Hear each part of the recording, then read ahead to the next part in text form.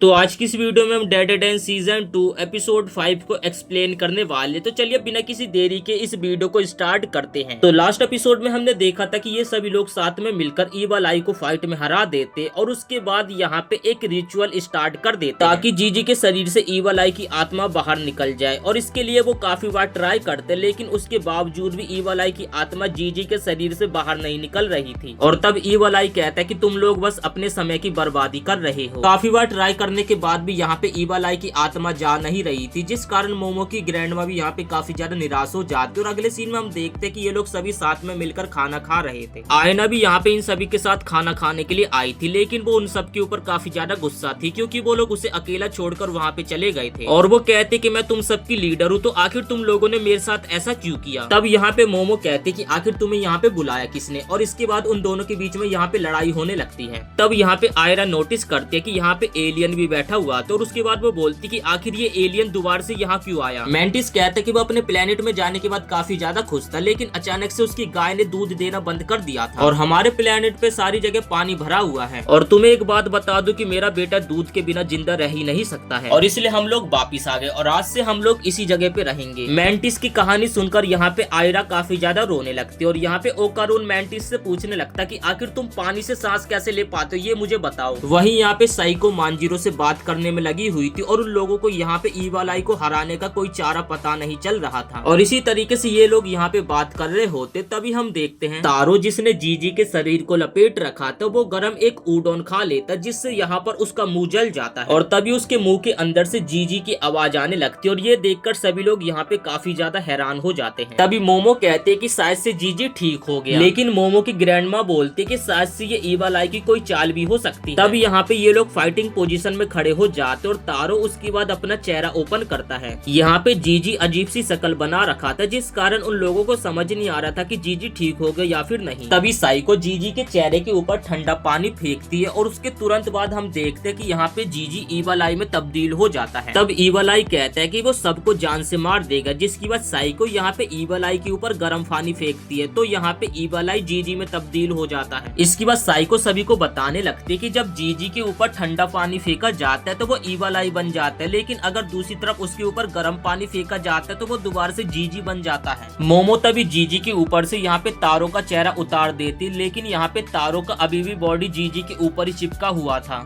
तब यहाँ पे साइको जीजी से माफी मांगने लगती और कहती है कि अगर उसे पता होता कि वहाँ पे ईवल आई है तो वो वहाँ पे उसे कभी भी नहीं भेजती। तब बीच में टर्बो ग्रैनी बोलने लगते कि क्या तुम लोगों को सच में लगता है कि क्या तुम ईवल आई को कंट्रोल भी कर पाओगे। ईवल आई एक माउंटेन स्पिरिट था जिसकी पावर्स गॉड लेवल की थी। अगर इसने किसी नॉर्मल इंसान को प्रेजेंस किया होता तो वो उसकी पावर्स को झेल ही नहीं पाता, इसलिए उसने जीजी को टारगेट किया जिसकी फिजिकल्स एनर्जी काफी ज्यादा है और वो उसका अल्टीमेट वेपन बन सकता है। तब टर्बो ग्रैनी कहते कि ईवल आई अभी पैदा हुआ एक बच्चे जैसा, जिसकी टाइम के साथ साथ और भी पावर्स बढ़ती जाएगी और बाद में फिर ये लोग उसे कंट्रोल भी नहीं कर पाएंगे। तब साइका कहते कि जीजी अब से किसी न किसी की निगरानी में रहेगा और जब तक वो ईवल आई को पूरी तरीके से खत्म न कर दे तो जीजी यहाँ पे कामिगो सिटी से बाहर नहीं जा सकता, क्योंकि सिटी के बाहर उनकी पावर्स काम नहीं करती और साथ ही सबके पास एक गर्म पानी की बोतल भी होगी, ताकि जीजी जब ईवल आई में ट्रांसफॉर्म हो तो वो लोग गर्म पानी का इस्तेमाल करके ईवल आई को जीजी में ट्रांसफॉर्म कर पाए। और साथ ही जीजी को भी यहाँ पे ध्यान रखना पड़ेगा कि वो ठंडे पानी से दूर रहे, क्योंकि थोड़ा सा भी ठंडा पानी पड़ते ही यहाँ पे जीजी ईवल आई में ट्रांसफॉर्म हो जाएगा। इसके बाद मैंटिस यहाँ से जाने लगता है और मोमो उससे पूछती है कि अब वो कहाँ रहेगा। मैंटिस बताता है कि वो पास ही की एक डेयरी फार्म में रहेगा जहाँ पे उसे जॉब मिल चुकी है और ये सब सारा कारनामा यहाँ पे साइका ने करा है। और फिर वो मोमो को कहता कि अगर तुम्हें दोबारा मदद की जरूरत पड़े तो मुझे बुला लेना। तब यहाँ पे ओकारून अजीब सी हरकतें करने लगता है और वो पूछता है कि आखिर तुम्हारा यूएफओ उड़ता कैसे है, क्या वो पेट्रोल पे चलता है या फिर डीजल पे।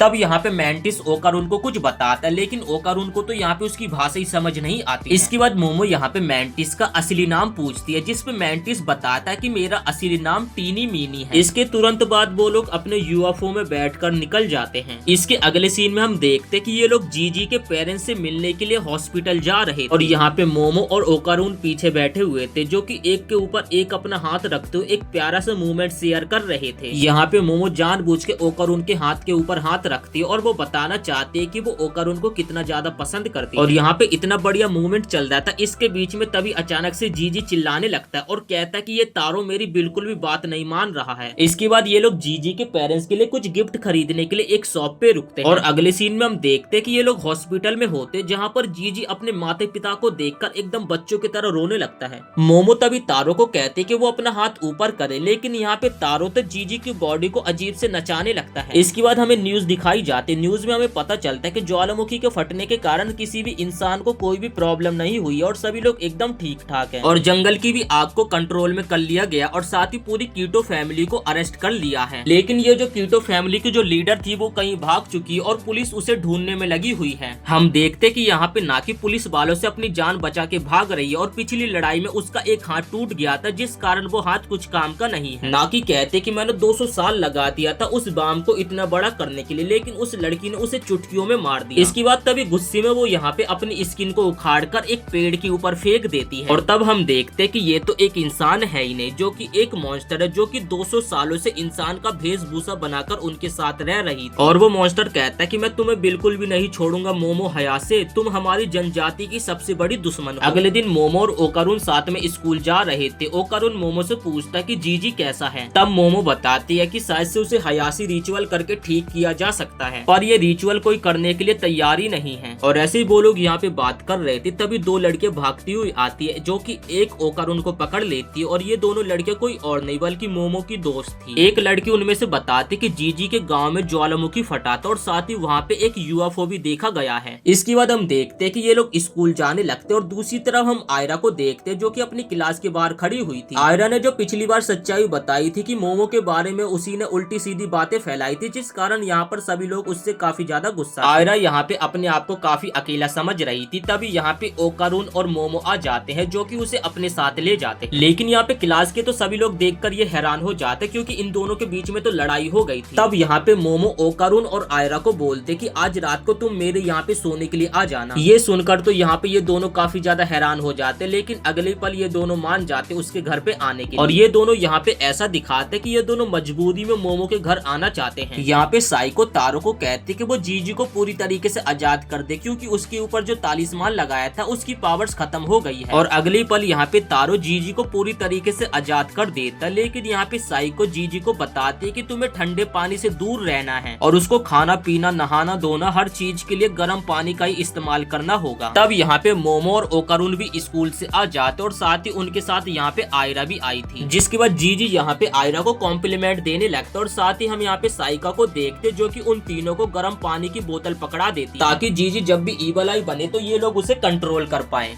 इसके बाद ये लोग यहाँ पे साथ में बैठकर खाना खाने लगते हैं। तभी यहाँ पे बुड्ढी अम्मा डबल बैटरी ओकारुन से सोया सॉस की डिब्बी मंगाने लगती है। ओकारुन पहली डिब्बी उठाकर साइका को देने लगता है, लेकिन उसमें से एक बूंद गिर जाती है, जो कि जीजी के ऊपर गिरने वाली थी, लेकिन वो बच जाता है। तब साइका कहते हैं कि ये वाली डिब्बी नहीं है बल्कि उसके साइड वाली डिब्बी है। और जैसी दोबारा से वो दूसरी सोया सॉस की डिब्बी पकड़ाने लगता है, तभी उसमें से एक बूंद गिर जाती है, जो कि सीधे जीजी के हाथ पे गिरती है। और अगले पल यहाँ पे जीजी ईवल आई में ट्रांसफॉर्म हो जाता है। और इसी के साथ ये वीडियो यहीं पे समाप्त हो जाती है। वीडियो पसंद आए तो वीडियो को एक लाइक करके चैनल को सब्सक्राइब जरूर से कर देना।